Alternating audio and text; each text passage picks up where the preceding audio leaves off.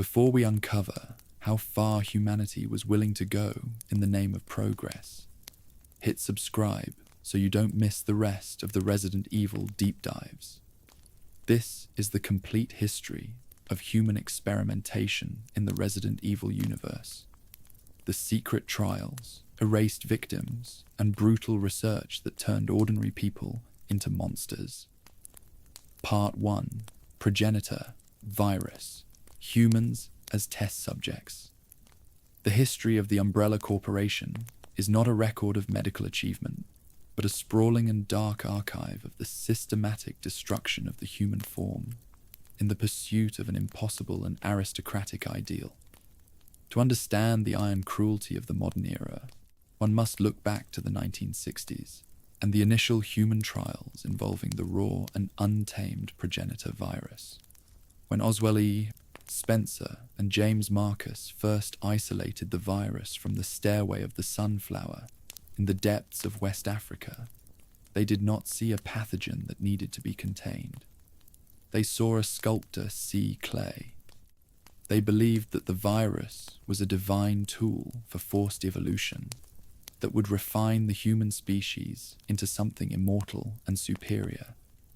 However, the early human trials conducted in total secrecy proved that the modern human genome was fundamentally and tragically incompatible with such a violent biological transition. These first experiments were almost universally fatal, resulting in what the founders referred to as the Great Cull. The sorrow of these trials was that the human body did not evolve into a higher state. It simply surrendered to the overwhelming power of the viral RNA. Statistically, the Progenitor Virus was a death sentence for 99% of those exposed to it. Because the virus triggered such a massive and immediate metabolic shift within the host, the subjects suffered from total cellular breakdown within hours of the initial injection. The viral strands would invade the cells and begin to rewrite the DNA with such a violent speed and aggression that the structural integrity of the tissues failed entirely. These subjects did not become gods. They essentially liquefied from the inside out as their internal organs collapsed into a necrotic and black sludge. This was the first and most significant failure of the Spencer era, yet it was also the foundation of his power.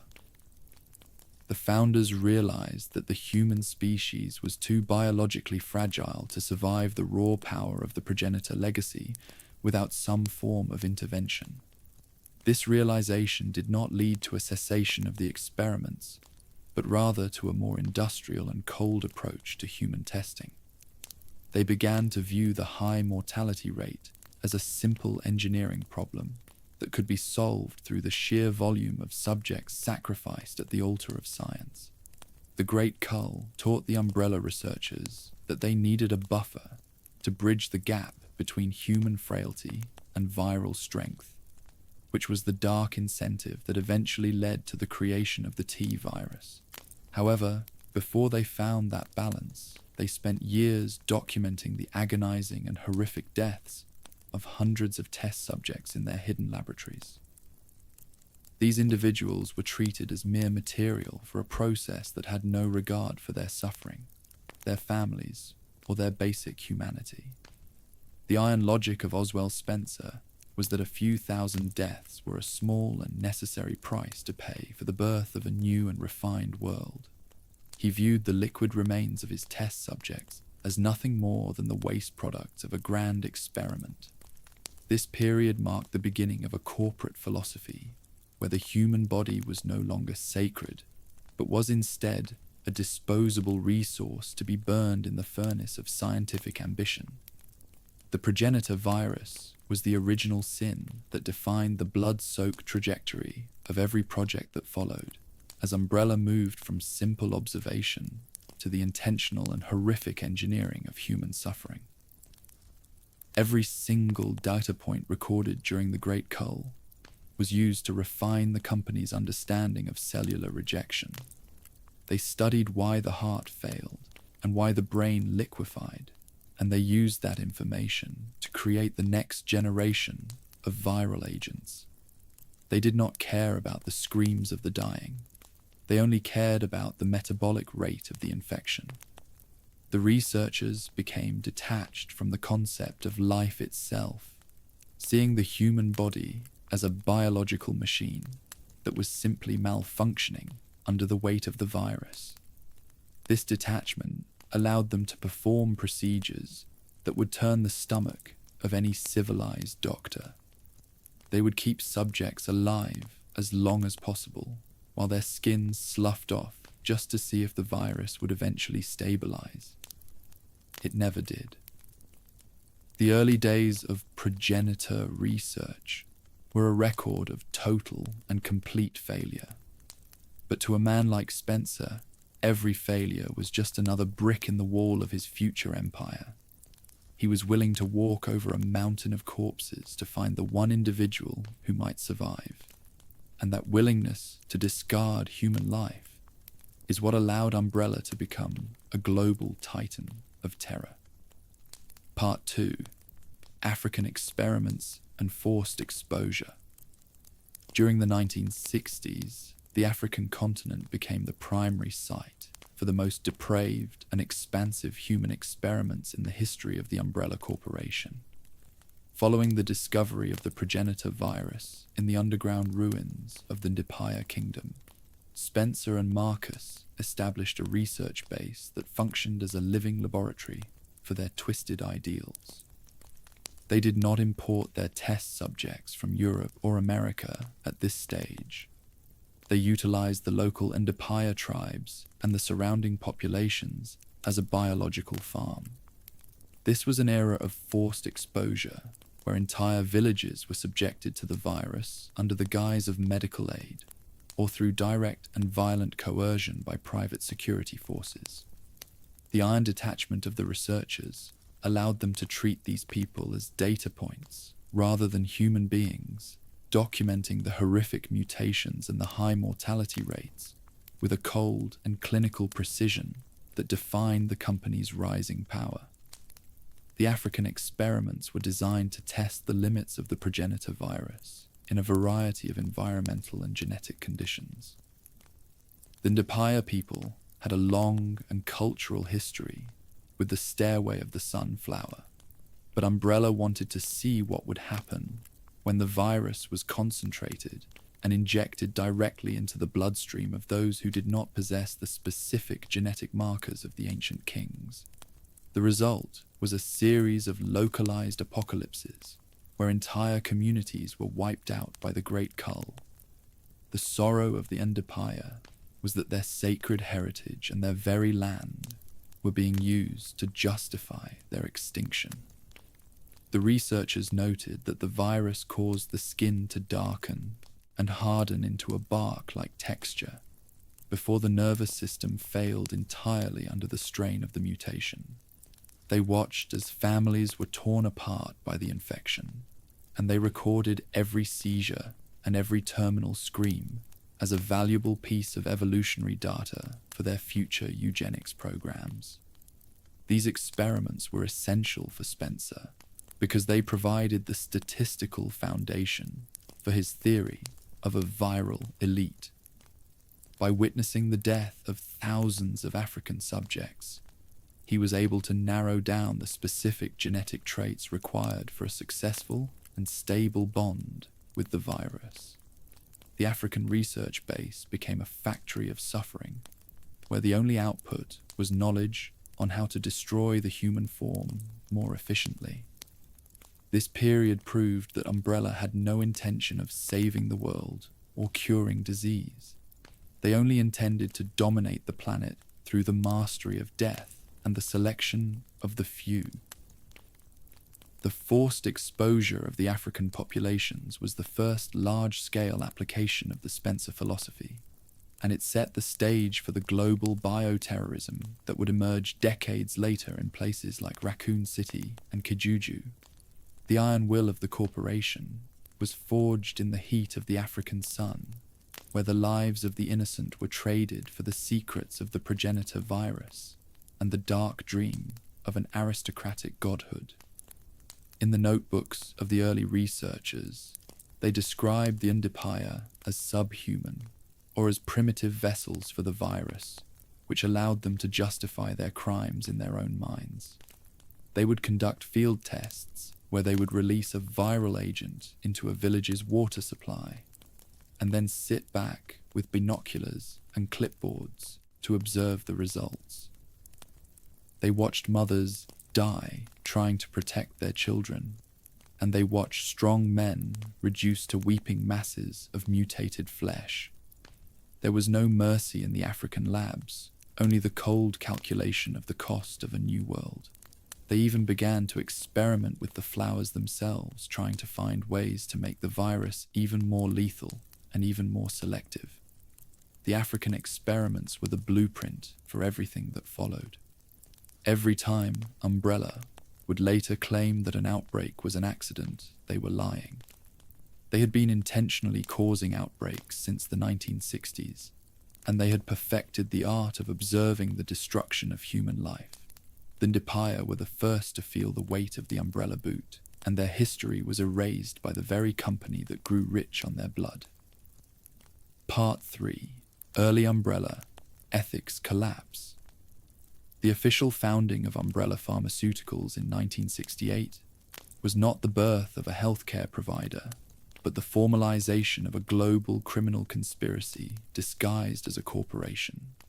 The moment the corporate charter was signed, the concept of medical consent was officially discarded and replaced by a system of industrial exploitation that would span the globe.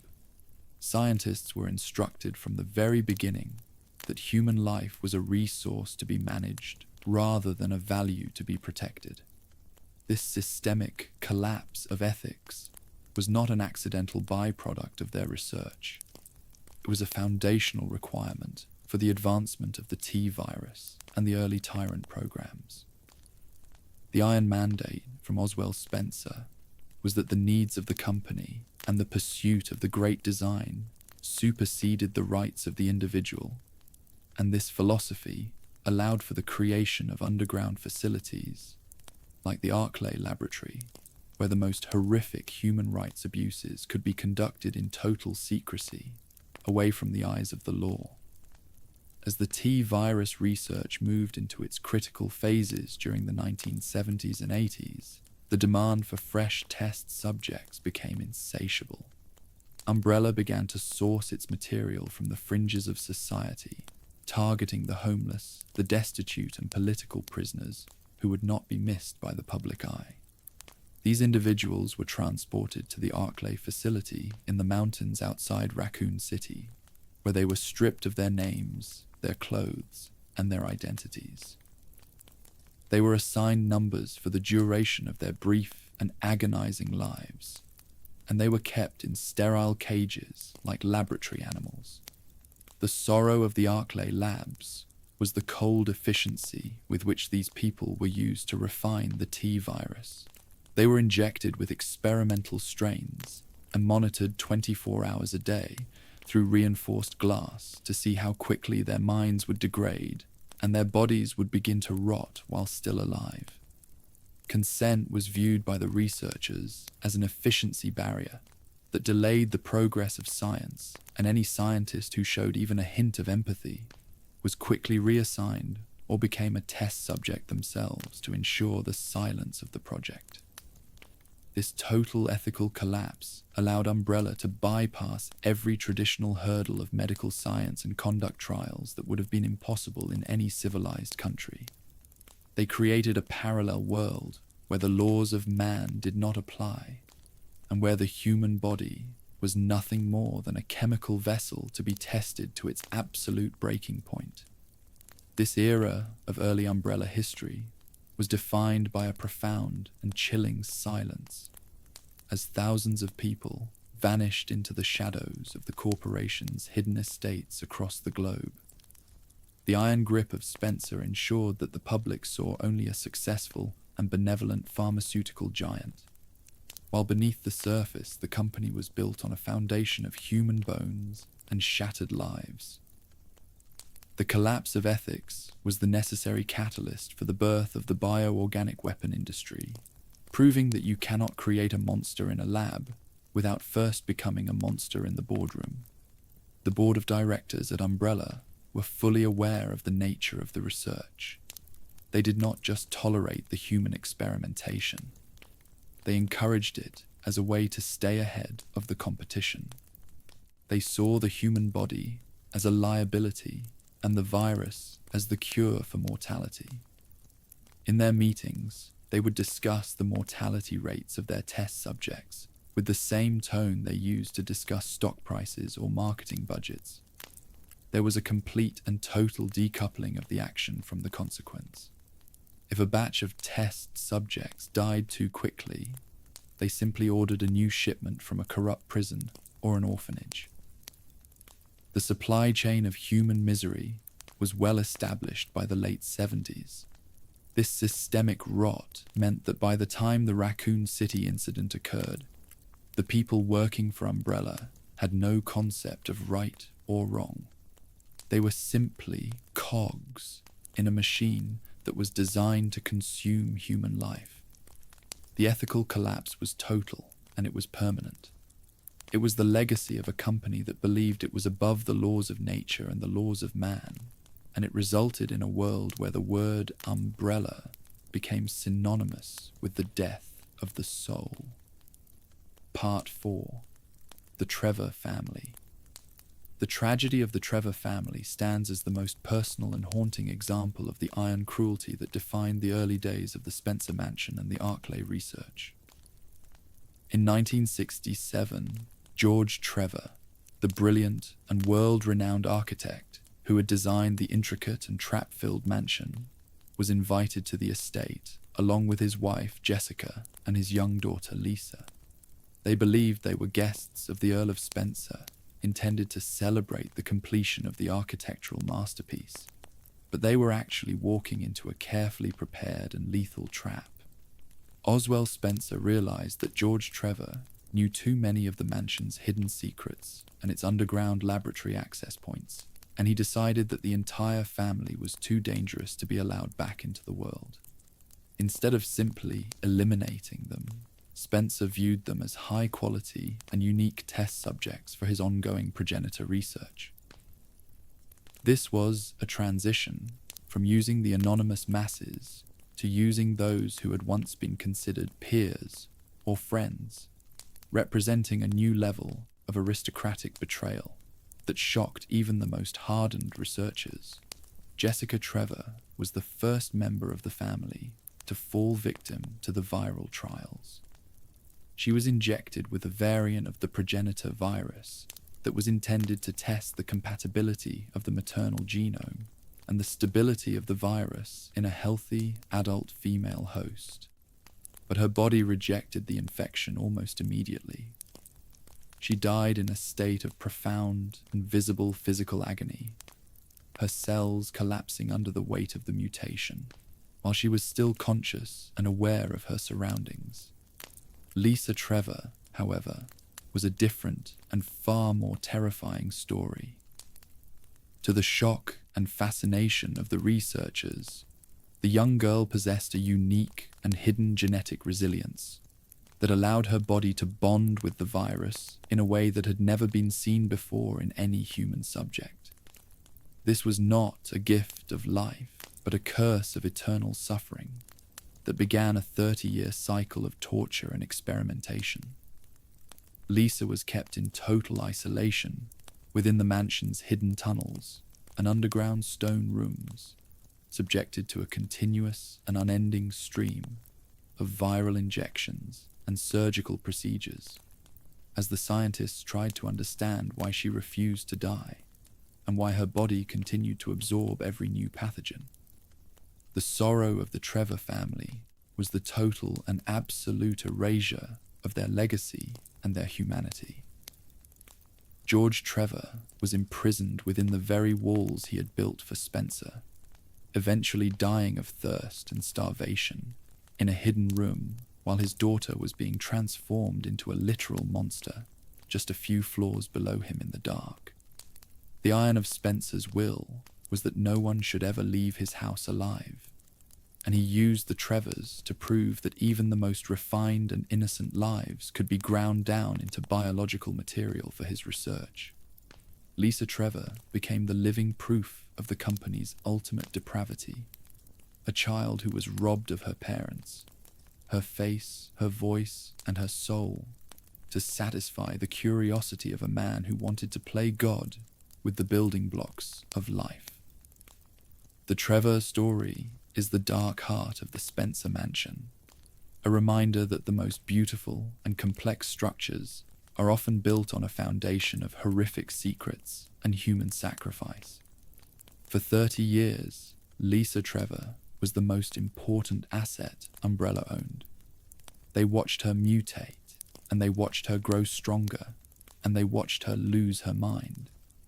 They would bring in female handlers to try and calm her, only for Lisa to rip their faces off and wear them over her own, in a desperate and insane attempt to find her mother. The researchers did not see a suffering girl. They saw a biological miracle that was yielding the secrets of the G virus. They were fascinated by how her body could integrate different viral strains, and they used her to refine every major project they had. She was the mother of the modern BOW, and her reward was a life of darkness and pain. Spencer would occasionally visit her, viewing her through the observation glass, with a sense of pride, as if he were looking at a prize-winning animal. The Trevor family was the first family Umbrella destroyed, but they were far from the last. Their story is the ultimate warning of what happens when a corporation is allowed to operate without oversight or empathy. Part 5. Lisa Trevor, Survival Without Humanity. Lisa Trevor is the ultimate and most horrific monument to the scientific arrogance of the Umbrella Corporation, a being who survived for 3 decades by absorbing and integrating every biological nightmare the company could conceive. Following the death of her mother and the disappearance of her father, Lisa became the primary and most valuable test subject for the Arklay researchers, who viewed her body as a bottomless and inexhaustible well of biological data.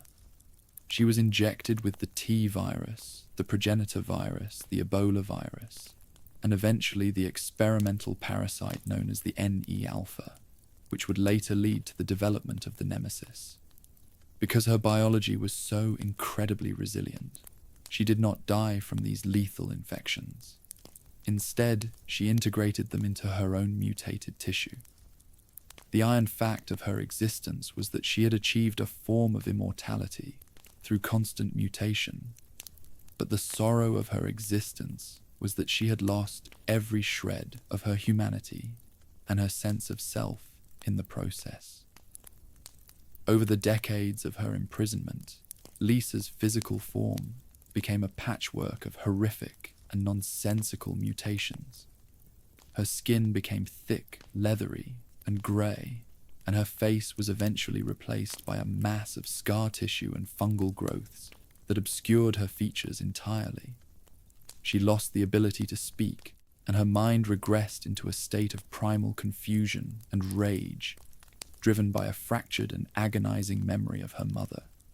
She was known to wander the tunnels of the mansion, wearing the literal faces of her female handlers, in a desperate and insane attempt to reclaim her mother's identity and face. The researchers noted that her regeneration was so absolute and so aggressive that it seemed to replace her very morality and cognitive function. She was no longer a person in any sense of the word, but a sentient and suffering weapon that could not be killed by any conventional military means. She was the proof that Umbrella could keep a human body alive indefinitely through viral manipulation, but they could never preserve the spark of the soul that once inhabited it. The final and most significant failure of the Lisa Trevor project was the realization by the late 90s that she was too unstable and too dangerous to be controlled or utilized in any practical capacity. Despite her incredible and miraculous regenerative powers and her essential role in the discovery of the G virus, She was a tactical disaster for the facility. She could not follow orders, and her presence in the mansion was a constant and unpredictable threat to the research staff and the security teams. Eventually, the order was given by Albert Wesker and William Birkin to terminate her once her usefulness had been exhausted, but even then, her resilient and viral biology made the task of killing her nearly impossible. She was a biological anomaly that proved that nature and mutation will always find a way to resist the iron grip of the laboratory and the corporation. Lisa Trevor died as a ghost in the machine, a tragic and horrific figure who was the ultimate victim of the very evolution that Oswell Spencer had dreamed of. Her 30-year nightmare was the ultimate verdict on the umbrella philosophy, proving that when you treat a human as mere material, you end up with a monster that has no place in the world and no reason to obey. Even after her supposed death, Lisa continued to haunt the mansion. Her presence was felt in the walls and the shadows, a reminder of the sins of the founders. She was the first successful attempt at a human hybrid, and she was the reason Umbrella became the superpower it was. Without the data gathered from her suffering, the T virus would have remained a failure, and the G virus would never have been discovered. Every dollar Umbrella made was built on the back of Lisa Trevor. She was the foundation of the company, and her story is the ultimate tragedy of the bioengineering age. She was a little girl who wanted her mother, and she was turned into a god of rot and ruin. The fact that Umbrella kept her in a cage for 30 years tells you everything you need to know about the people who ran the company. They were not scientists, they were torturers who used the language of biology to hide their crimes. Lisa Trevor was their masterpiece, and she was their greatest failure because she proved that the human body can endure anything, but the human mind will eventually break under the weight of the iron will of the corporation. Part 6. The Ashford Bloodline. The Ashford family represents a unique and chilling branch of the Umbrella Corporation legacy one that substituted the typical corporate greed of the Spencer era with a twisted form of aristocratic genetic pride. To understand the Ashford approach to human experimentation, one must recognize that they did not view themselves as mere scientists, but as a royal lineage whose blood was inherently superior to the rest of mankind. This obsession with the purity of their line led Alexander Ashford, the son of company founder Edward Ashford, to initiate a project that would turn his own family history into a biological horror story. He believed that the Ashford name had declined in brilliance, and he sought to resurrect the genius of the family matriarch Veronica Ashford through the most extreme and unethical means of genetic manipulation. This was the beginning of a cycle where human life was viewed through the cold lens of genetic potential, and where the bond between a father and his children was sacrificed at the altar of ancestral worship. In the early 1970s, Alexander Ashford utilized the preserved DNA of Veronica Ashford to conduct a series of secret experiments within the Antarctic research facility. He was not looking to create a weapon for sale, but a successor who could restore the glory of his house. Through a process of artificial insemination and genetic filtering, he created the twins Alfred and Alexia. From the moment of their conception, these children were not viewed as individuals with rights or souls, but as biological experiments designed to fulfill a specific purpose. This was a profound and clinical collapse of the parental bond, replaced by the iron will of a man who prioritized the perfection of his name over the humanity of his offspring. The twins grew up in the isolated and frozen darkness of the Antarctic base, surrounded by the reminders of their ancestors' greatness and their father's expectations, creating a psychological environment that was as unstable as the viruses they would later study. The failure of the Ashford experiment became clear as the twins matured. While Alexia possessed the genius that Alexander had hoped for, she also inherited the cold and predatory detachment of the Ashford line. When she and Alfred discovered the truth of their origin, that they were the products of a laboratory experiment rather than a natural birth, their resentment toward their father turned into a lethal and scientific curiosity. They did not see their father as a parent, but as a redundant and inferior genetic specimen. In 1981, they utilized Alexander as the first human test subject for the T. veronica virus, which Alexia had developed by merging the progenitor virus with the DNA of an ancient queen ant. They watched with clinical indifference as their father mutated into the horrific and mindless creature known as Nosferatu, proving that in the Ashford house, genetic pride had completely replaced human morality. Alexander was imprisoned in the lower levels of the base, a screaming monument to the folly of a man who tried to engineer his own legacy. The Ashfords proved that the most dangerous form of human experimentation is that which is fueled by a sense of divine right. They did not need the profit motives of the corporate board to justify their crimes. They only needed the belief that they were the architects of a superior race. Alexia Ashford, in particular, became the ultimate expression of this ideology, viewing the entire human race as an ant colony to be managed or eliminated. Her willingness to sacrifice her own youth and her own humanity by entering a 15-year cryogenic stasis to bond with the T. veronica virus was the logical conclusion of the Ashford philosophy. She was a being who had been born in a lab, and she saw no reason why the rest of the world should not be transformed into her own biological kingdom. The Ashford bloodline is a record of how the pursuit of genetic perfection inevitably leads to the total destruction of the human spirit, leaving behind only the cold iron of a viral throne. Part 7. James Marcus Leach Revival. The resurrection of James Marcus represents one of the most anomalous and terrifying chapters in the history of human experimentation, because it involves the preservation of a human consciousness within a non-human biological system.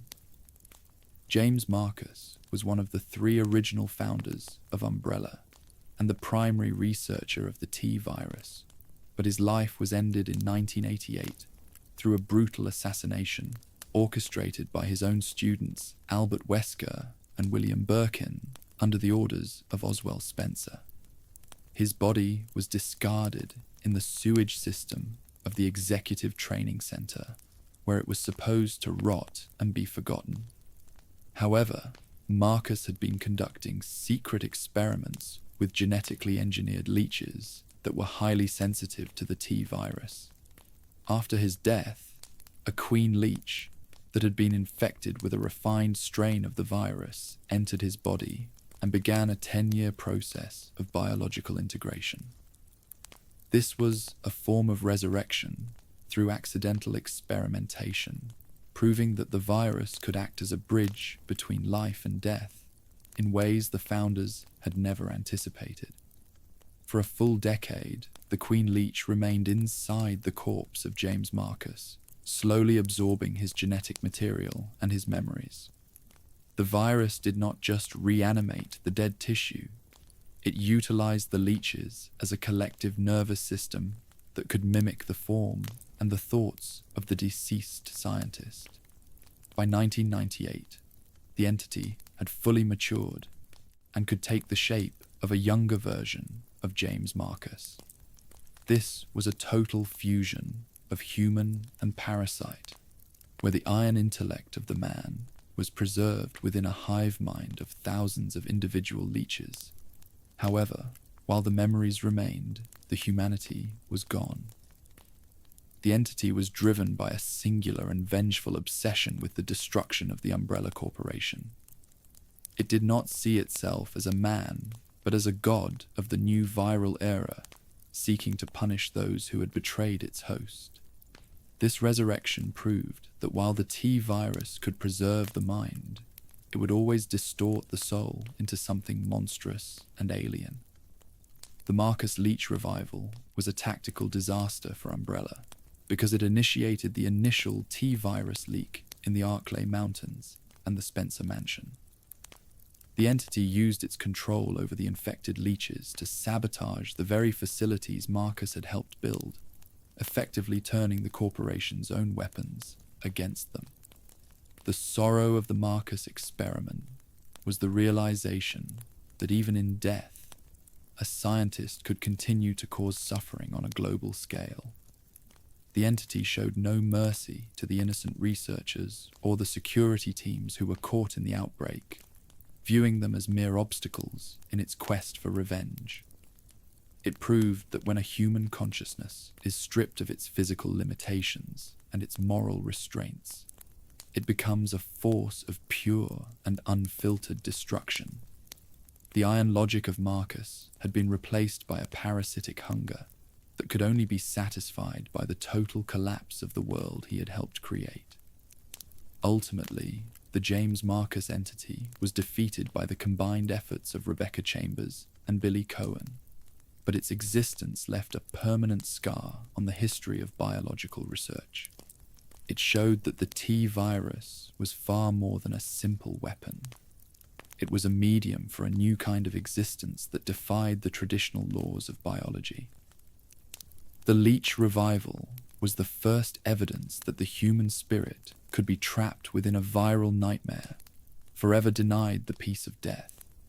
It served as a warning to all future researchers that the things they created in the dark would eventually find a way to return and demand a reckoning.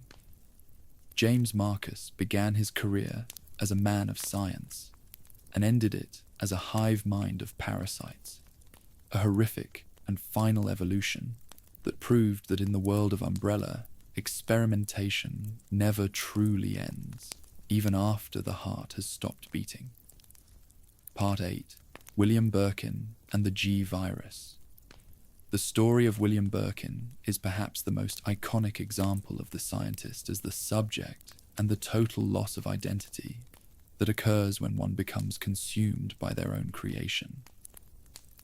Birkin was a child prodigy who rose through the ranks of Umbrella alongside Albert Wesker, and he was the primary architect of the G virus, which he discovered through his brutal experimentation on Lisa Trevor. Unlike the T virus, which produced predictable results, Birkin believed that the G virus was the key to infinite evolution and a way for the human race to surpass its biological limits. However, his iron ambition was matched by his deep paranoia and his fear that the corporation would steal his work. When a team of Umbrella Security Service agents cornered him in his underground laboratory in 1998 and attempted to seize his research, Birkin made the desperate and fatal decision to inject himself with the only remaining sample of the G virus. The self-experimentation of William Birkin was not an act of noble sacrifice, but a final act of spite and survival. As the virus entered his system, it did not grant him the divine power he had dreamed of. Instead, it initiated a violent and uncontrollable mutation that began to overwrite his human form at a cellular level. Within minutes, his physical body was torn apart as the virus forced a hyper-accelerated growth cycle. He became a creature driven by a primal need to replicate and protect his work, but the iron intellect that had made him a genius was the first thing to be discarded by the virus. The sorrow of William Birkin was the speed at which he lost his name, his face, and his memories. He became a formless mass of flesh and shifting limbs covered in massive unblinking eyes that served no purpose other than to observe the destruction he was causing. He was the literal embodiment of his own research, a runaway biological reaction that could not be stopped. As Birkin mutated through 5 distinct stages, he moved further and further away from anything resembling a human being. By the final stage, he was nothing more than a giant wall of meat and teeth, a mindless organism that existed only to consume biomass. This transformation proved that the G virus was a failure as a weapon because it destroyed the very host it was supposed to enhance. There was no one left inside the monster to follow orders or to lead a new world.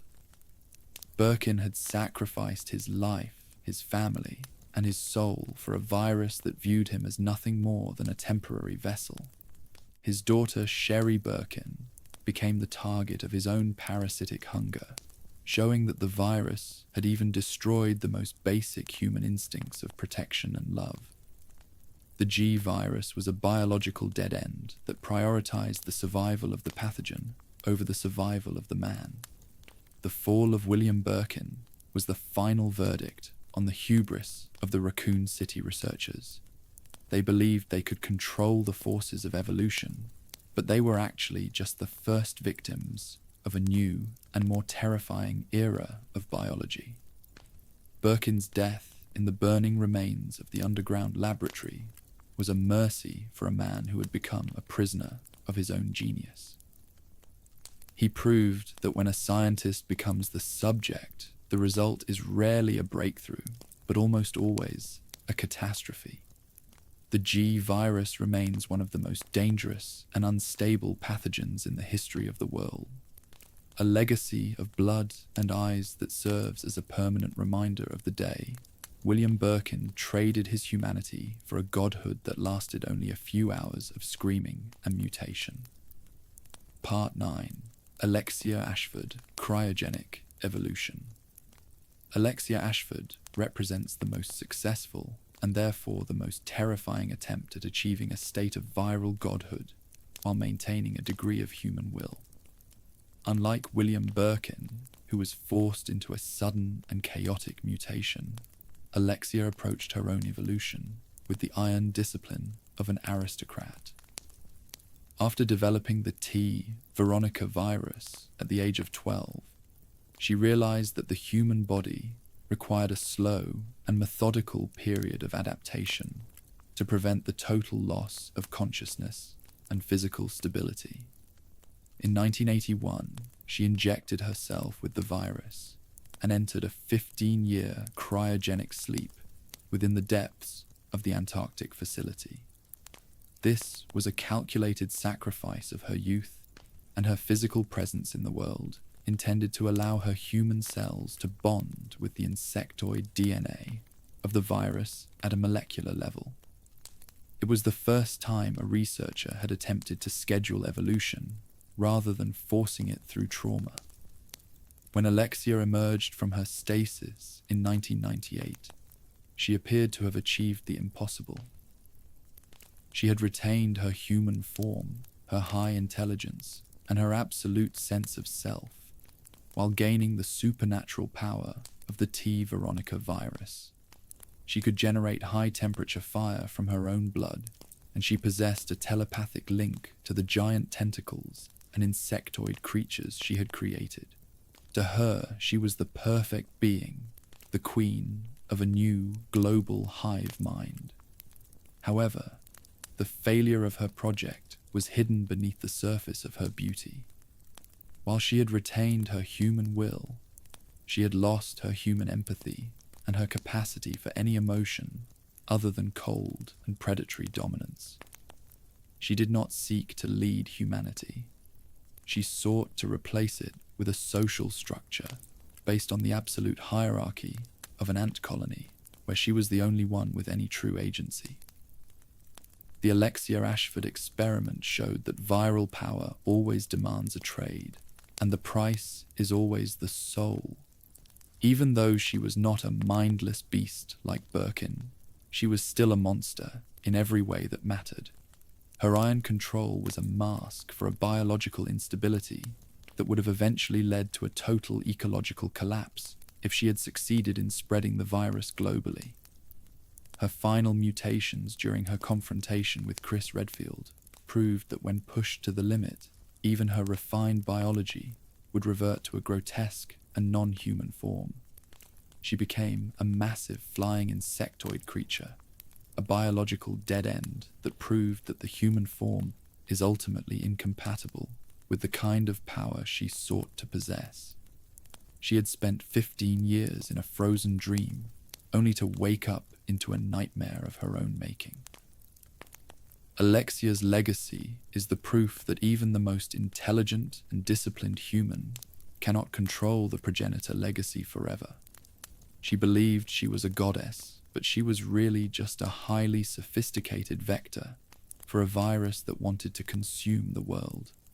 Her death in the frozen wastes of Antarctica marked the end of the Ashford dream, and the realization that retaining human will does not make a virus any less of a threat.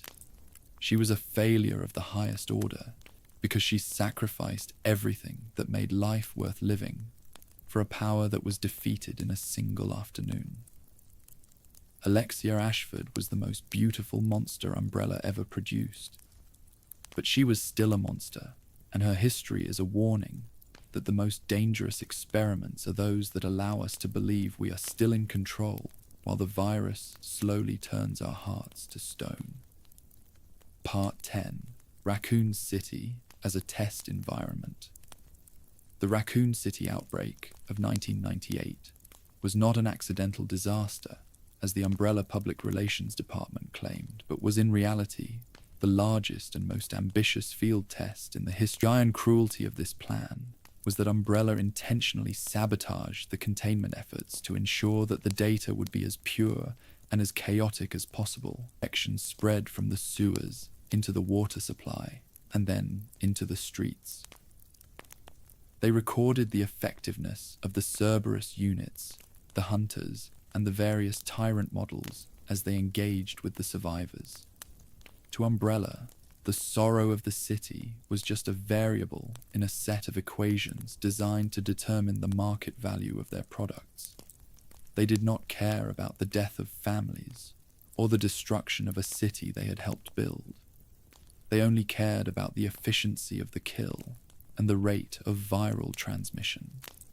The Raccoon City incident was the industrialization of human suffering, where the lives of thousands were traded for a few hard drives worth of combat data that could be sold to the highest military bidder.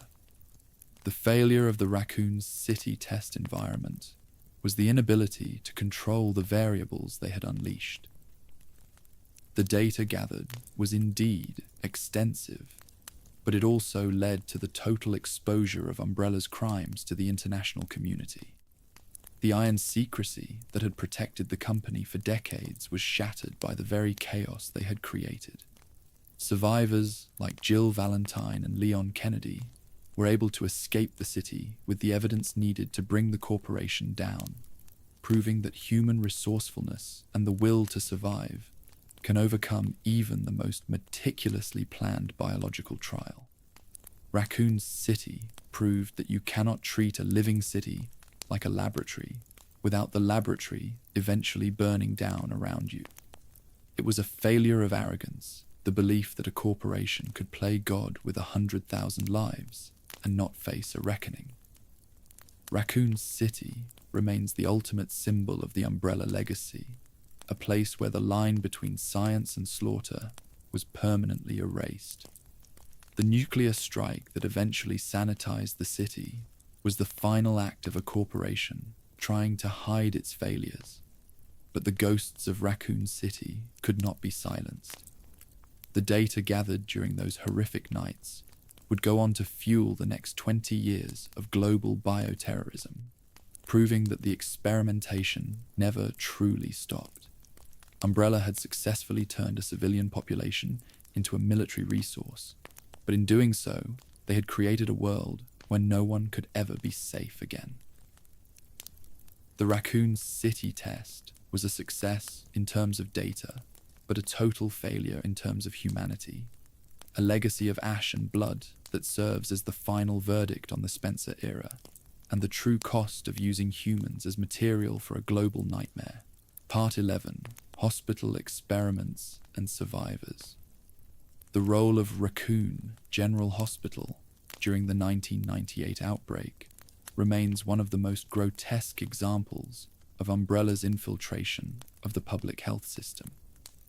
To the unsuspecting citizens of Raccoon City, the hospital was a place of healing, but to the Umbrella Corporation, it was a front for the illicit harvesting of human data and the quiet disposal of failed experiments. During the initial phases of the viral leak, the hospital was used to monitor the progression of the T virus in a clinical setting, under the guise of treating a mysterious new strain of the flu. Patients who arrived with minor respiratory symptoms were not given medicine.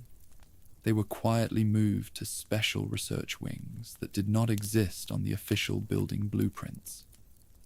In these hidden wards, doctors who were on the Umbrella payroll performed horrific medical abuses, ensuring that the silence of the patients was guaranteed by the very infection they were supposedly there to treat. The iron cruelty of the hospital experiments lay in the betrayal of the doctor-patient relationship. Individuals were injected with experimental vaccines that were actually refined viral strains designed to test the speed of the mutation in a controlled medical environment. The researchers monitored the specific way the virus attacked the frontal lobe and the motor functions of the patients, recording the transition from human consciousness to the cannibalistic instinct of a zombie. The sorrow of Raccoon General Hospital was the absolute isolation of the victims who were kept in sterile rooms, while their bodies began to rot and their minds dissolved into a fog of hunger. These patients were never recorded in the official admissions logs. They were unregistered test subjects whose deaths were categorized as accidental complications. Umbrella viewed these people as high-quality material because they were already under medical supervision, allowing for a level of constant observation that was impossible in the chaos of the city streets. Even as the city outside collapsed into total anarchy, the experiments within the hospital continued with a chilling focus. The medical staff who were not part of the conspiracy were eventually consumed by the very patients they were trying to save, while the Umbrella scientists retreated into their secure underground labs with their data intact. The few survivors of the initial hospital trials were those who possessed a rare genetic resistance, or those who were lucky enough to escape during the chaos of the security breach. However, even these survivors were never truly free. They carried the biological markers of the experimentation in their blood, and many were later hunted down by Umbrella cleanup crews, or silenced by the eventual nuclear strike that sanitized the city. The hospital was a microcosm of the corporate philosophy, where the vulnerability of the sick was exploited to fuel the growth of a global nightmare.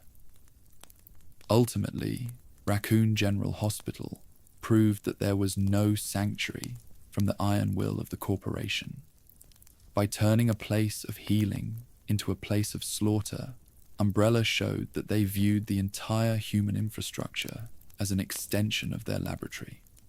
The data gathered from the dying patients was used to refine the T virus for military application, ensuring that future outbreaks would be even more lethal and harder to treat. The hospital experiments were a failure of humanity, but a success of corporate engineering, representing the moment where the medical profession was permanently corrupted by the pursuit of biological power. The ghosts of the unregistered patients remain a silent testimony to the day the healers became the hunters, and the pursuit of health was replaced by the study of the grave. Part 12. Orphans and Unregistered Test Subjects. In the cold and calculated world of Umbrella research, children were often viewed as the ideal candidates for viral experimentation because of their high cellular regeneration rates and their lack of a social footprint. This led to the systematic targeting of orphans and unregistered individuals who could disappear from the world without triggering an investigation. These young subjects were often funneled through umbrella-funded charities, or captured from the streets and transported to specialized facilities, like the Arklay Laboratory or the various research islands owned by the company. To the researchers, a child was not a human being with a future, but a biological blank slate that could be molded by the progenitor legacy. The iron logic was that the youthful body could endure more trauma and adapt more quickly to the viral invasion than an adult, making them the perfect vessels for the creation of the next generation of bioorganic weapons. The use of children in human experimentation represents the total and final collapse of the umbrella moral compass. These subjects were often kept in environments that mimicked the sterile nature of a kennel, where they were subjected to a rigorous schedule of injections and physical tests. The sorrow of the orphan subjects was their profound confusion and the lack of any comfort as their bodies began to undergo horrific and painful changes. Many of the early tyrant prototypes were developed using the genetic material of children who showed high compatibility with the T virus. These subjects were robbed of their childhoods and their identities turned into hollowed-out shells of meat and bone that were programmed to kill on command. Umbrella justified this by claiming that these children were being given a purpose in the grand design of the new world. But the reality was a cycle of abuse that ended in the incinerator. One of the most notable examples of this was the specialized training and testing conducted at facilities like the Sheena Island Research Center, where children were conditioned to believe that their mutations were a form of evolution. They were raised in a controlled psychological environment that stripped away their empathy and replaced it with a fanatical loyalty to the company. However, even with this conditioning, the human mind often proved to be too fragile for the stress of the mutation. Many of the young subjects suffered from total psychological collapse, long before the virus could fully stabilize, leading to the destruction of the project and the disposal of the survivors. The failure of the orphan programs was the realization that the more you break a human spirit, the less effective the resulting weapon becomes. A soldier without a soul is just a beast, and a beast cannot be trusted to follow complex tactical orders. The legacy of the orphan experiments is a dark stain on the history of the 1980s and 90s. It showed that Umbrella was willing to sacrifice the future of the human race to secure its own power in the present. The unregistered test subjects were the foundation of the company's most advanced projects, yet their names are absent from every official document. They were the invisible victims of a corporate machine that viewed the innocence of a child as a resource to be harvested. The orphan programs proved that the iron will of Spencer had no limits, and that he would burn the very children of the world to light the path to his own godhood. It was a failure of the highest order, a biological and ethical dead end that resulted in nothing but a legacy of forgotten suffering, and the creation of monsters that should never have existed. Part 13. Penal Colony Test Sites.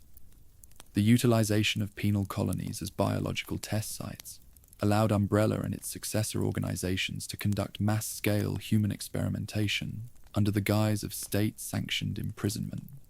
Facilities such as Rockfort Island and later the Suchestovani Island were perfect environments for observing the effects of various viral strains on a captive and disposable population. Prisoners were viewed as the ultimate iron resource because they were already considered social outcasts, and their disappearances could be easily covered up as prison transfers or deaths from natural causes. In these isolated locations, the researchers could push the boundaries of viral lethality without the fear of discovery by international observers. These penal colonies were not meant for rehabilitation. They were slaughterhouses where the currency was human data, and the final product was a more efficient way to kill. On Rockfort Island, the Ashford family conducted extensive research on how the T virus interacted with the stress of incarceration and the threat of physical violence. The prisoners were subjected to a constant state of fear, which provided unique data on how adrenaline and psychological trauma affected the rate of viral mutation. The sorrow of the penal colony was the realization by the inmates that they were no longer being punished for their crimes, but were being used as laboratory animals for a project they could not understand. They were forced into combat trials against various bioorganic weapons to test the lethality of creatures like the Bandersnatch or the Hunters. This turned the prison into a literal arena of death, where the only way to survive was to become a more effective killer than the monsters they were facing. The experimentation on Sushestovani Island took this a step further through the development of the T. phobos virus. This strain was specifically designed to react to the presence of fear in the host. If a subject felt extreme terror, the virus would trigger a rapid and grotesque mutation that would destroy their human consciousness. This created a horrific psychological game where the prisoners were forced to endure terrifying scenarios while trying to remain calm to avoid becoming a monster. This was the ultimate expression of the iron logic of Alex Wesker, who viewed the human mind as a variable that could be manipulated through biological terror. The failure of the penal colony experiments was the total loss of control that inevitably occurred during the testing phases.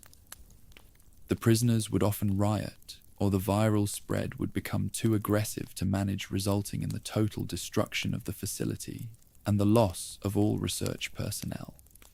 The use of penal colonies proved that the corporation viewed the entire justice system as a subsidiary of its research department. They did not care about the crimes of the inmates. They only cared about the resilience of their nervous systems. This period of human experimentation showed that when a person is labeled as disposable by society, they become the primary target for those who seek to profit from their suffering. The penal colony test sites were a failure of ethics that allowed for the birth of some of the most unstable and terrifying viruses in the world. They were monuments to the belief that the iron of the laboratory could be forged in the fire of the prison cell, and they left behind a legacy of ash and blood that can never be sanitized by a nuclear strike. Part 14. Soldier Enhancement Trials. The Tyrant Project and its various offshoots were the primary drivers of the soldier enhancement trials, where Umbrella sought to engineer the perfect obedient infantry unit through the use of the T virus.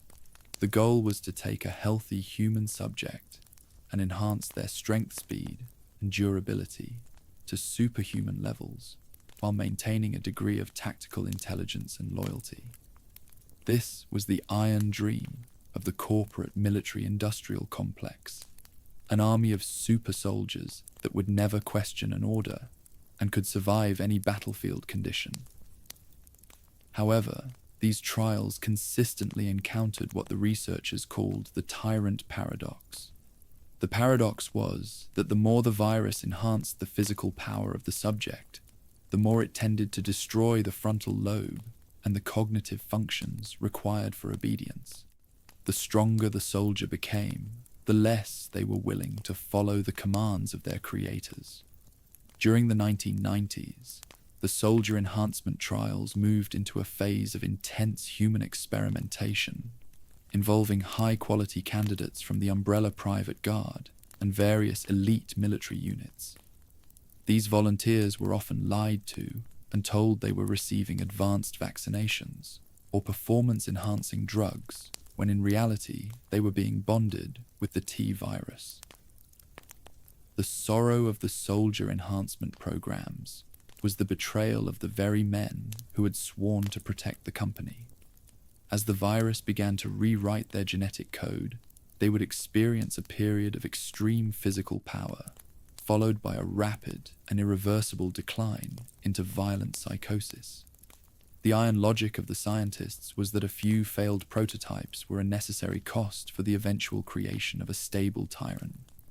But the reality was a long line of mutilated and insane soldiers who had to be terminated by security teams. The failure of the enhancement trials was the discovery that human obedience cannot be engineered through biology alone. The virus was a force of chaos, and it naturally sought to destroy the restraints placed upon it by the human mind.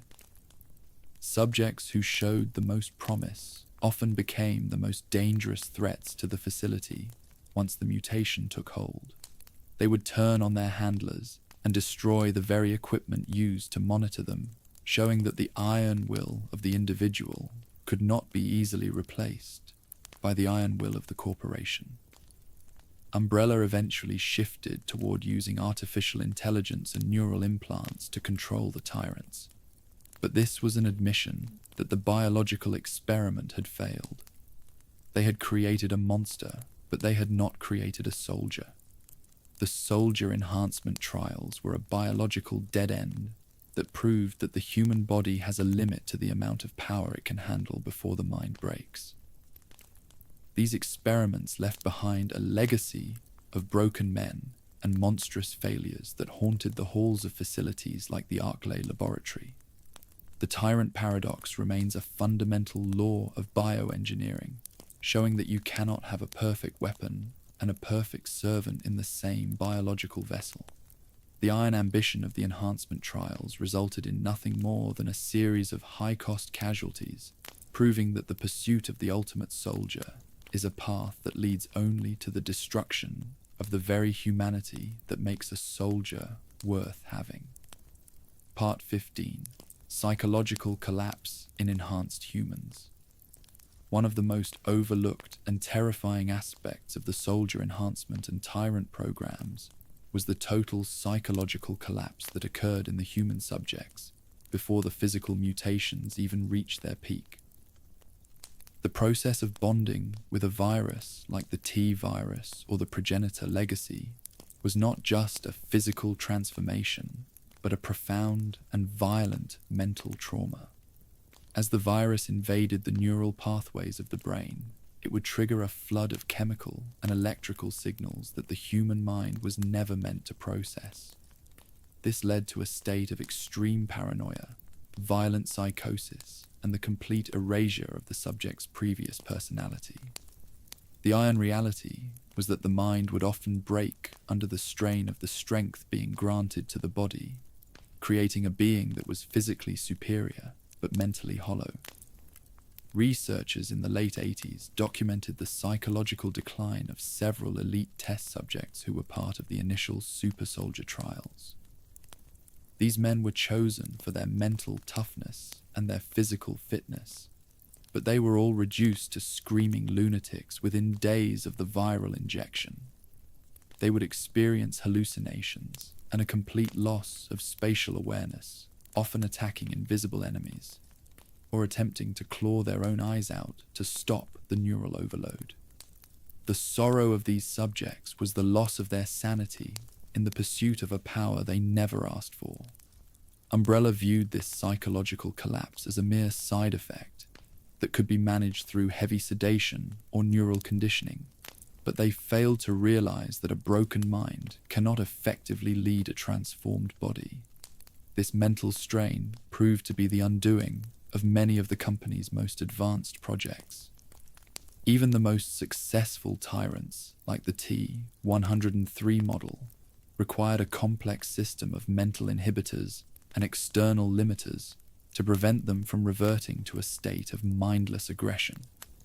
The failure of the psychological trials was the proof that the human consciousness is not a variable that can be easily manipulated through biology. The mind has its own iron resilience, and it will often choose to shut down or explode in violence rather than be enslaved by a viral master. This resulted in a series of enhanced humans who were powerful but completely uncontrollable on the battlefield, making them a liability to the company and a danger to the world. The legacy of the psychological collapse in enhanced humans is a warning about the dangers of over-engineering the human condition. It showed that strength without stability is not a weapon, but a hazard.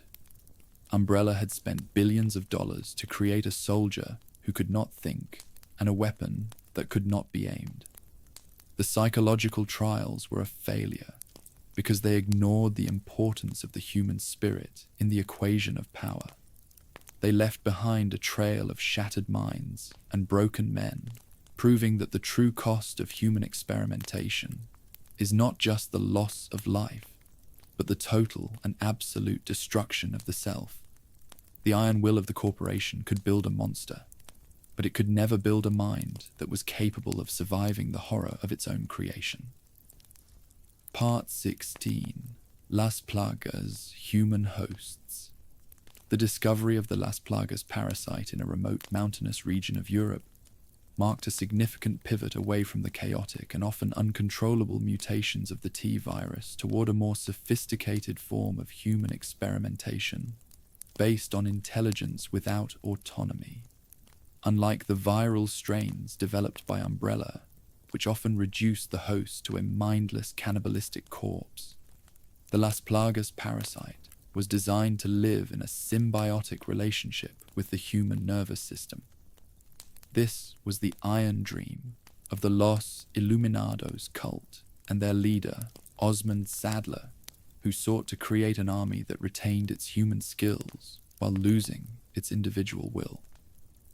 By infecting a population with the parasite, Sadler could create a society of slaves who could still speak use tools and follow complex tactical commands, but who were entirely incapable of rebelling against their master.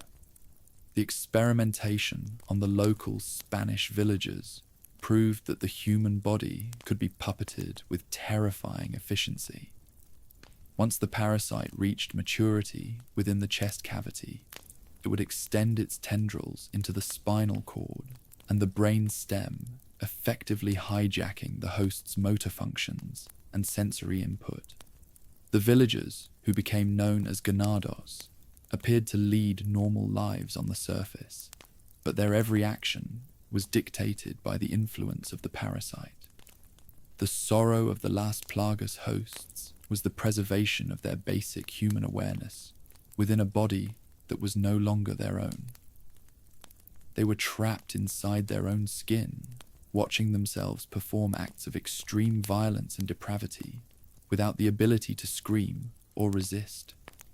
This was a form of mental imprisonment that was far more sophisticated and cruel than any viral infection Umbrella had ever devised. Furthermore, the Las Plagas experiments showed that the parasite could be used to enhance the physical resilience of the host, without causing the immediate physical decay seen in T virus subjects.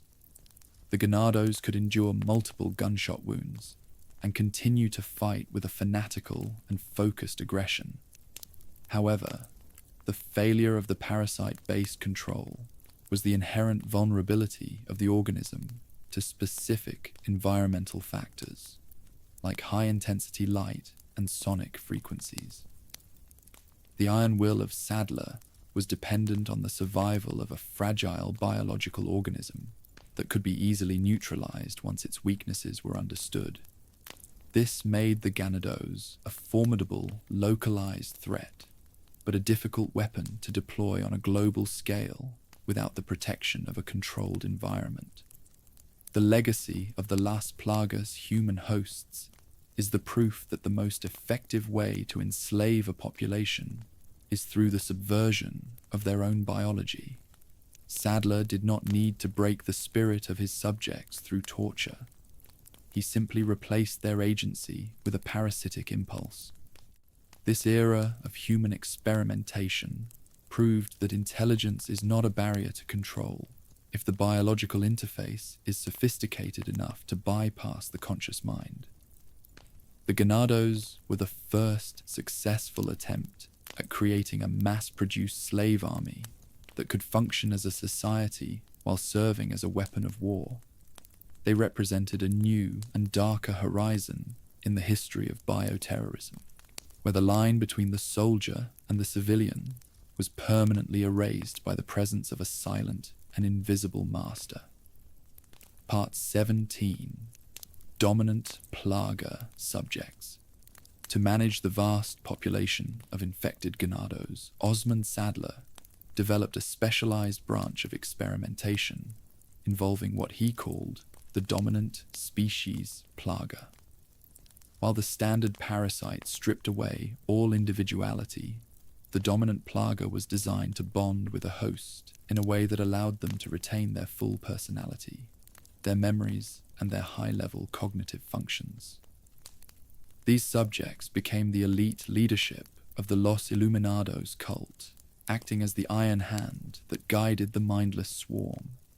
Figures like Bitores Mendez, the village chief, and Ramon Salazar, the Castellan, were the primary results of this experimentation.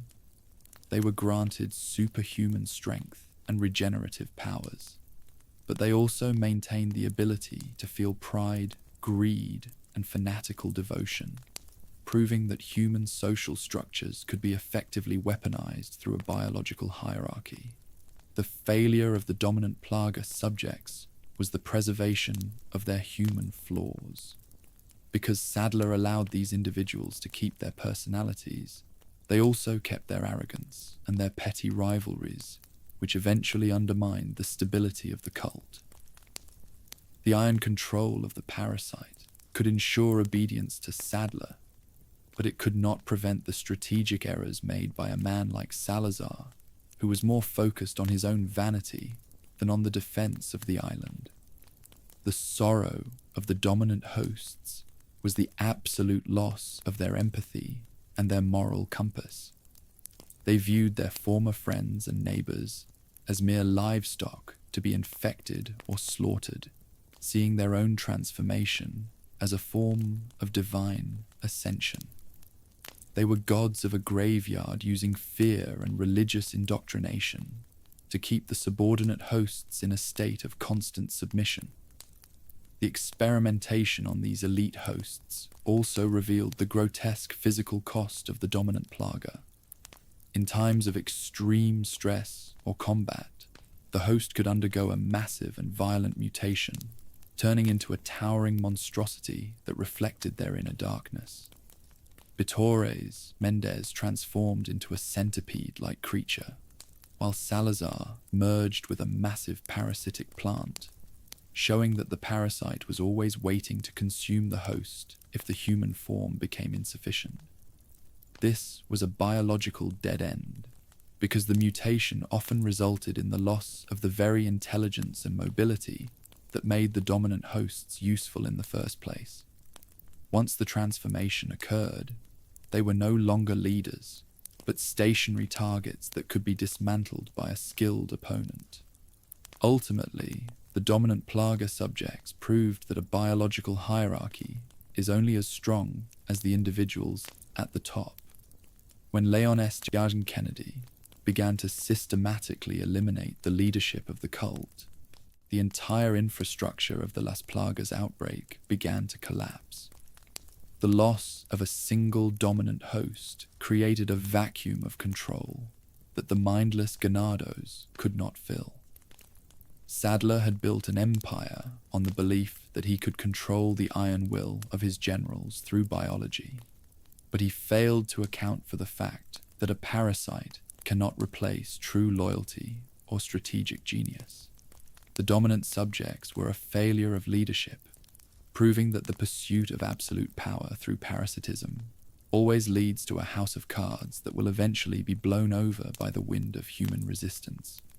Part 18. Religious Indoctrination Experiments.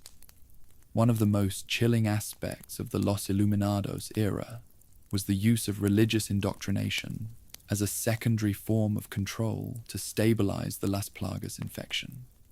Osmond Sadler realized that a biological parasite was not enough to maintain a long-term occupation of a human population.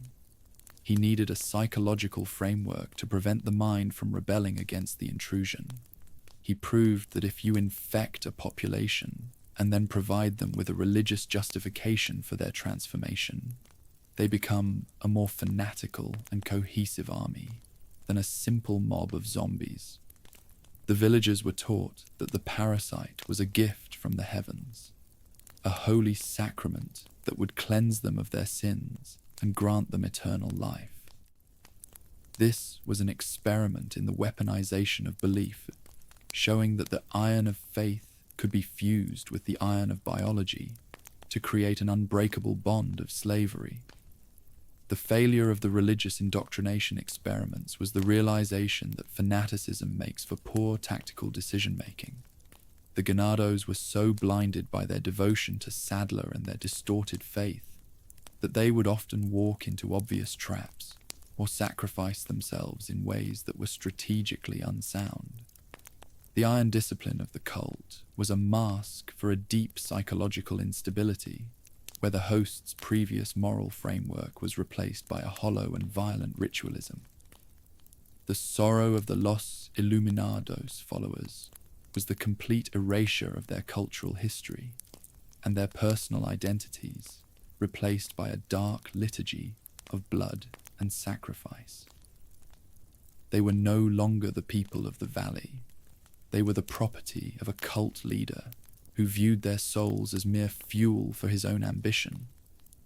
Sadler's experiment proved that the human mind is highly susceptible to religious manipulation when it is under the stress of a biological mutation. By positioning himself as a prophet and the master Plaga as a deity, he was able to bypass the natural human instinct to resist a parasitic invasion. The villagers did not fight the parasite. They welcomed it as a blessing. This allowed for a much higher rate of successful infection and a more stable society than anything Umbrella had achieved with the T virus. However, this stability was artificial and entirely dependent on the presence of the prophet. Once the religious head was removed, the entire social and biological order disintegrated, showing that faith built on a parasite is a terminal condition. The legacy of the religious indoctrination experiments is a warning about the intersection of biology and ideology. It showed that the true power of a bioweapon is not just its ability to kill, but its ability to rewrite the way a person thinks about their own existence.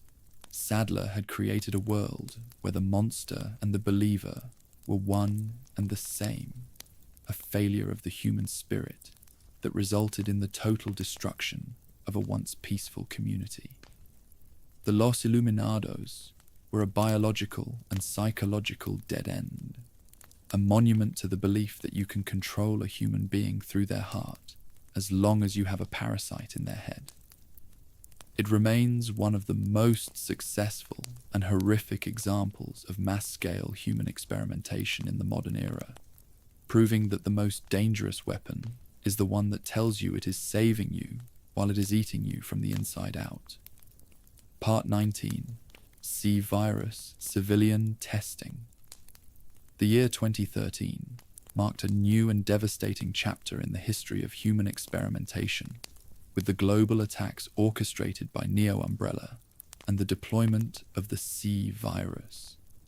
Unlike previous outbreaks, which were often localized or accidental, the attacks on the cities of Tall Oaks and Lanxiang were mass-scale and intentional human experiments designed to harvest data on a global level. Carla Radames, the architect of the C virus, sought to test the effectiveness of the gas form of the pathogen in a dense urban environment.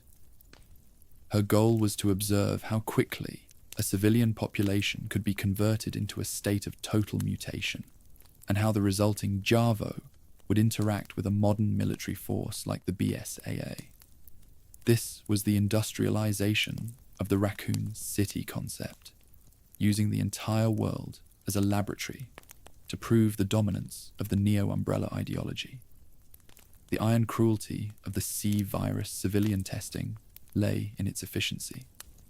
The gas could be deployed via missiles or localized canisters, instantly transforming thousands of people into mindless zombies. or the more advanced Javo soldiers. The Javo were particularly significant because they represented the ultimate evolution of the soldier enhancement trials. They retained their intelligence and their ability to use advanced weaponry, but they were subject to rapid and unpredictable mutations when they sustained damage. The sorrow of the civilian victims was the sudden and violent end of their lives, followed by a biological rebirth as a tool for a global nightmare. They were not viewed as people, but as data points in a global simulation of a biological apocalypse. Carla Radames watched the destruction of Lanxiang with the cold detachment of a woman who had already lost her own humanity, using the lives of millions to fuel her personal vendetta against the world. The failure of the C virus civilian testing was the extreme volatility of the pathogen. Because the virus caused such rapid and chaotic mutations, it was almost impossible to manage the resulting creatures on a tactical level. The Javo would often mutate into forms that were physically powerful, but strategically useless, like the massive chrysalids that encased themselves in hard shells for long periods of time. This made the C virus a weapon of total destruction, but not a weapon of occupation. It could burn a city to the ground, but it could not build a new order in its place. The iron will of Neo Umbrella was undermined by the very chaos they had unleashed, showing that a virus that changes too fast will eventually outpace the ability of its creator to lead it. Furthermore, the mass testing on civilian populations unified the world's governments in a way that previous localized incidents had not. The scale of the Lanxiang disaster forced the international community to realize that bioterrorism was no longer a corporate secret, but a global extinction threat. The failure of the C virus was the realization that you cannot experiment on the entire planet without the entire planet fighting back. Neo Umbrella was eventually dismantled by the combined efforts of the BSAA and several international agencies, proving that the era of the secret laboratory was over. The civilian testing of 2013 was the final and most desperate act of the old Umbrella ideology, a failure of scale and a failure of vision that left behind a world in ruins and a permanent fear of the air we breathe. Part 20, Neo Umbrella, Human Trials.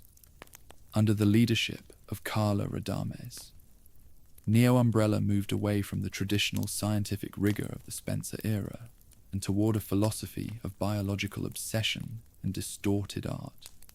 Carla did not just want to create weapons. She wanted to rewrite the very identity of her subjects to suit her own psychological needs. The most horrific example of this was the experimentation she conducted on herself and on others to recreate the image of Ada Wong. By using the C virus to forcibly alter the genetic and physical structure of a human being to match a specific target, Carla proved that human experimentation had reached a level of depraved sophistication where even the concept of the individual was a resource to be harvested. This was the iron will of a woman who had been betrayed by her own creators and who sought to inflict that same betrayal on the entire human race. The Neo Umbrella human trials were defined by their ideological obsession rather than their practical utility. Carla sought to turn her researchers and her soldiers into monsters that reflected her own inner turmoil. The Javo were not just soldiers, they were expressions of her contempt for the human form. The sorrow of the Neo Umbrella subjects was the total erasure of their autonomy in favor of Carla's vision. They were injected with the C virus and monitored as they transformed into creatures that could regenerate limbs and adapt to any environment. But they were always under the absolute mental control of the organization. This was a form of biological puppetry that replaced the cold logic of the T virus with the fiery madness of a woman who wanted to see the world burn in her own image. The failure of the Neo-Umbrella trials was the inherent instability of an organization built on personal revenge. Carla's obsession with Ada Wong led to a series of strategic errors and a lack of focus that allowed the BSAA to eventually infiltrate and destroy her operations. The iron discipline of the researchers was replaced by a fanatical and often suicidal devotion to Carla's plan, which meant that there was no one left to manage the project once she was gone.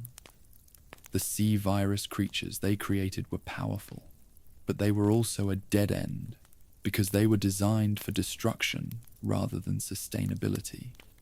Neo-Umbrella was a failure because it tried to replace the laws of biology with the whims of a single fractured mind. The legacy of the Neo-Umbrella human trials is the proof that bioengineering can be used to destroy the very idea of a person. Carla Radames had moved beyond the simple goal of creating a soldier. She had achieved the ability to recreate the human identity itself through viral manipulation. However, this power brought her no peace and only resulted in the total collapse of her organization and her own death. The Neo-Umbrella era was the final verdict on the corporate era of human experimentation, showing that when science is driven by obsession and ideology, it becomes a force of pure nihilism. It left behind a trail of clones and monsters that had no place in the world, a final and bitter expression of the iron will of a company that had finally run out of room to grow. Part 21. The Baker's family as a lab. The incident at the Baker estate in Dulvey, Louisiana, represents a profound shift in the methodology of human experimentation, away from the industrial labs of Umbrella and toward the intimate and domestic setting of a family home. The Baker family, consisting of Jack Marguerite Lucas and Zoe, were not researchers or soldiers.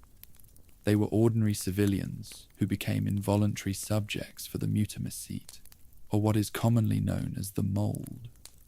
This experiment was unique because it was not conducted in a sterile cage, but was allowed to play out within the veneer of a family unit. The iron logic of the connections. The organization behind the project was to observe how the mold could preserve the social structure of a family, while hollowing out their souls and replacing their free will with a collective fungal consciousness.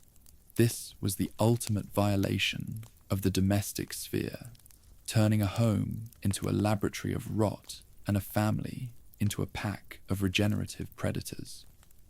The infection began with the arrival of the E-series subject, Eveline, who used the mold to forcibly integrate the Bakers into her perceived family.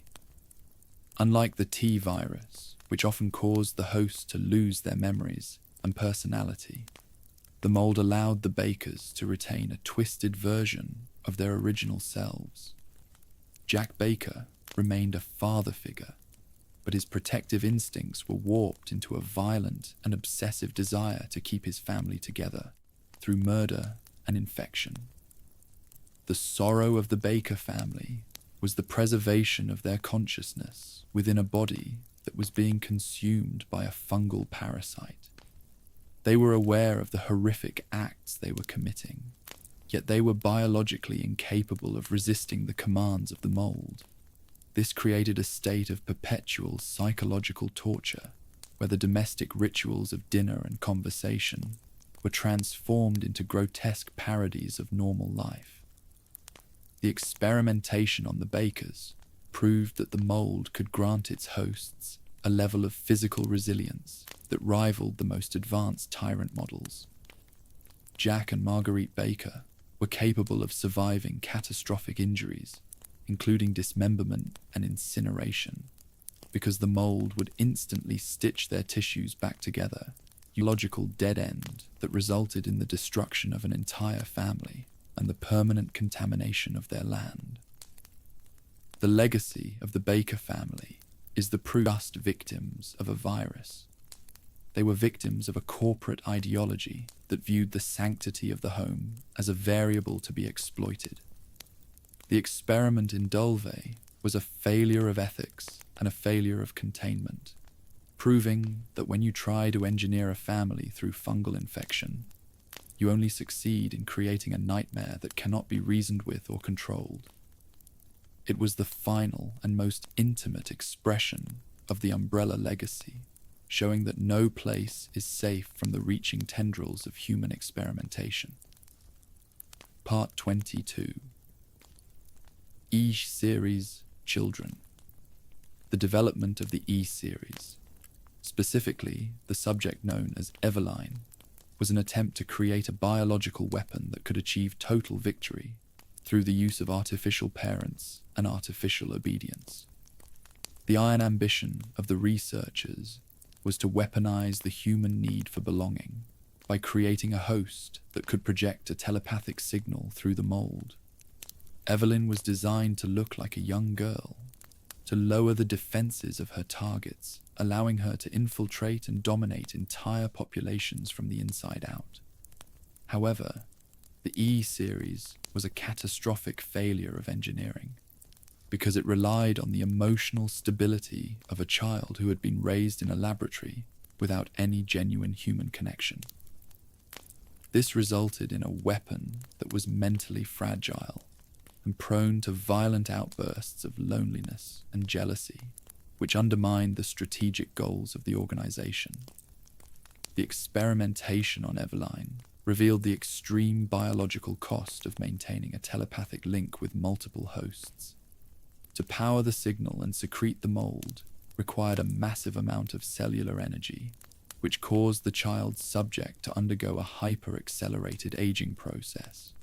Within a matter of years, the young girl had aged into an elderly woman, losing the physical mobility and the innocent appearance that made her an effective infiltration tool.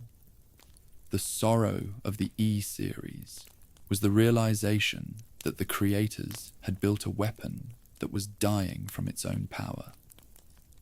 Eveline's obsession with creating a family was not a part of the original design, but was a byproduct of her psychological isolation.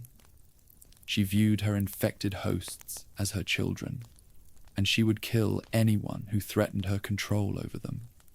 This made her a localized threat that was impossible to manage on a global scale.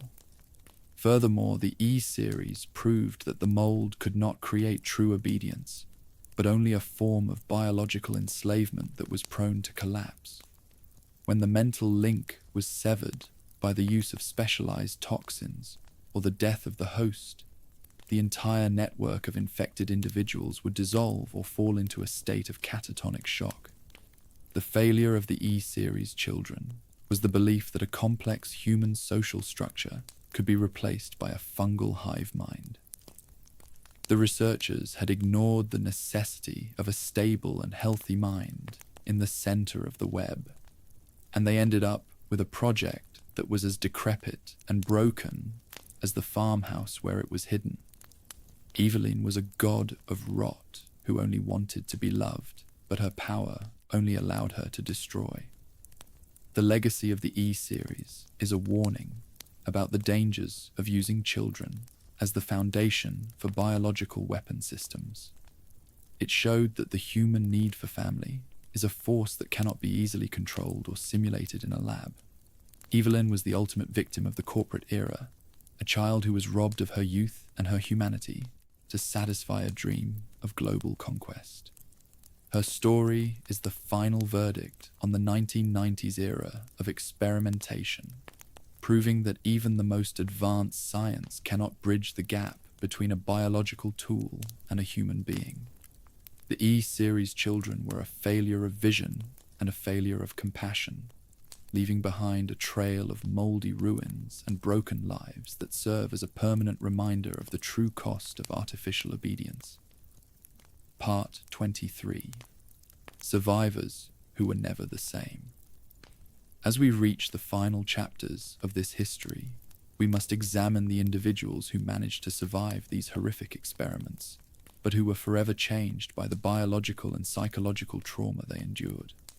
Survivors like Sherry Birkin and Jill Valentine represent the iron resilience of the human spirit, but they also carry the permanent scars of the Umbrella legacy in their very DNA. Sherry, who was infected with the G virus as a child in Raccoon City, was eventually cured, but the viral remnants in her blood granted her supernatural regenerative powers and a bloodline that is a target for every bioterrorist organization in the world. She is a human hybrid anomaly, a person who exists on the border between man and monster. The sorrow of these survivors is that they can never truly return to a normal life. They are living relics of a war that most of the world wants to forget. Jill Valentine's survival of the RE5 incident is another example of the lasting damage caused by human experimentation. After being captured by Albert Wesker, she was subjected to years of psychological brainwashing and biological manipulation through a device that injected a continuous stream of the P30 virus into her system. While she eventually regained her autonomy, her mind and body were pushed to the absolute breaking point, leaving her with deep psychological trauma and altered physical capabilities. These survivors are the proof that even after the virus is removed, the damage remains. They live in a world that fears them, and they are often used as political pawns or laboratory subjects once again in the name of security. They are the final consequence of a corporate era that viewed the human body as a resource to be modified and discarded. The failure of the recovery process for these survivors is the inability of modern medicine to truly heal a soul that has been shattered by biological terror. While the BSAA and other organizations provide support, they cannot erase the memories of the transformation or the loss of the loved ones who did not make it. The survivors are the living proof that the experimentation never truly ends.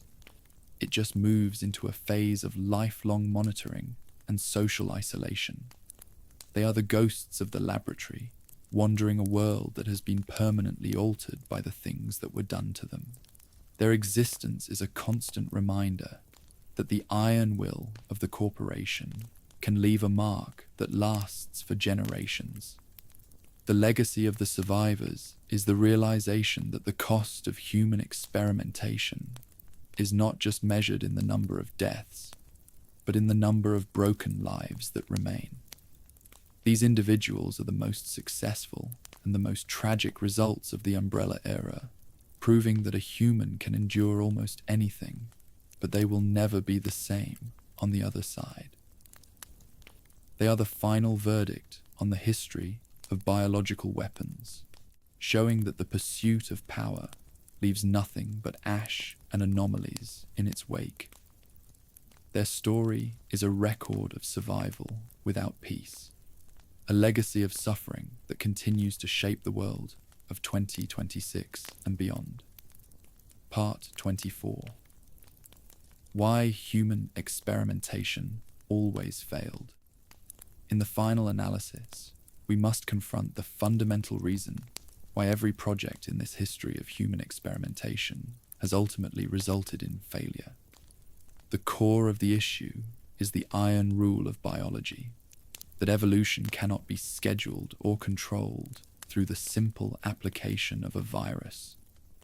The creators at Umbrella and their successors believed that they could bypass millions of years of natural selection and force the human species into a new state of being, but they failed to realize that life is a chaotic and adaptive system. For every successful mutation, there were 10,000 monstrosities, and for every hour of control, there were years of total anarchy. The progenitor legacy was a force of nature that refused to be domesticated by the laboratory or the boardroom. The failure of human experimentation was also a failure of scale. The more powerful the weapon became, the more it destroyed the infrastructure and the population it was intended to conquer. A virus that kills 99% of its hosts is not a weapon of war, but a weapon of extinction. Umbrella spent 40 years and billions of dollars to build a world of monsters, only to find that there was no one left to rule and no economy left to manage. The corporate arrogance of Spencer and his peers led them to believe that they were the masters of destiny, but they were really just the architects of their own obsolescence. They had created a weapon that was too efficient for its own good, a failure of strategic vision that left the world in a state of permanent instability.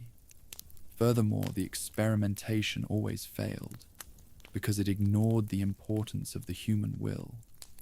Whether it was the rebellion of the Ashford twins, the vengeance of James Marcus, or the resilience of the Raccoon City survivors, the individual always found a way to sabotage the corporate agenda. You cannot treat a human being as mere material without eventually creating a monster that will turn on you. The iron will of the corporation was consistently defeated by the iron will of the person showing that the soul is not a variable that can be edited out of the equation. This was the ultimate biological dead end. A weapon that requires the destruction of the mind is a weapon that cannot be aimed. The history of these projects is a record of hubris and the belief that power can be bought through the sacrifice of others. Every facility that burned and every city that was nuked was a testimony to the fact that human experimentation is a self-defeating cycle. The cost of the perfect weapon was always higher than the value of the weapon itself. In the end, Umbrella and its successors proved only one thing: that you cannot build a future on a foundation of human suffering. Evolution belongs to time and to nature, and any attempt to force it through a syringe is a path that leads only to the grave. The failure was total, and it was inevitable, representing the final limit of what science can achieve when it is stripped of its humanity. Part 25. The true cost, Umbrella, never measured. The true cost of the Umbrella Corporation and the decades of human experimentation is not found in the bankruptcies or the destroyed facilities, but in the permanent loss of the human identity itself. By treating people as material for a global nightmare, Umbrella created a world where the line between man and monster has been blurred beyond recognition. In the year 2026, we live in the shadow of this legacy, where the air we breathe and the water we drink are under constant threat of biological contamination. The iron fact of our existence is that we can never go back to the world before the 1960s. We have been changed on a molecular and cultural level by a company that believed it could own the future through the mastery of death. The sorrow of this loss is the realization that humanity has become a hybrid species. The prevalence of viral strains and parasitic infections has left a genetic scar on the global population that will take centuries to heal. We have lost our innocence and our trust in the institutions that were supposed to protect us. The true cost was the erasure of the belief that science is a force for good. Umbrella showed us that the same tools used to cure a disease can be used to create an apocalypse, and that knowledge is a permanent burden for the survivors. The world is now a collection of monitored zones and biological checkpoints, a legacy of fear that was bought with the lives of millions. Ultimately, the true cost Umbrella never measured was the death of empathy. To conduct these experiments required the systematic numbing of the human heart, and that coldness has leaked out into the rest of society. We have become a culture that is obsessed with survival at any cost, mirrors of the very monsters we fear. The legacy of Spencer and his peers is a world where the strong consume the weak, and where the soul is viewed as a liability. This is the unrecoverable loss, the death of the idea that we are all part of a single human family. Umbrella didn't just kill people, they killed the way we look at each other. As we conclude this history, we must look at the ruins of Raccoon City and the silent halls of the Arklay laboratory and see them for what they really are. The tombstones of a civilization that tried to play God and found only the devil. The complete history of human experimentation is a record of a war that we are still fighting a war for the right to be human in a world of monsters. The iron will of the corporation may be broken, but the shadows they left behind are long and cold. We are the survivors, and it is our responsibility to remember the cost, so that the mistakes of the 1960s are never repeated in the name of progress. Humanity is the only thing worth saving, and it is the one thing that can never be recovered once it is lost. Thank you for watching. Comment the Redfield lineage if you made it through the entire video.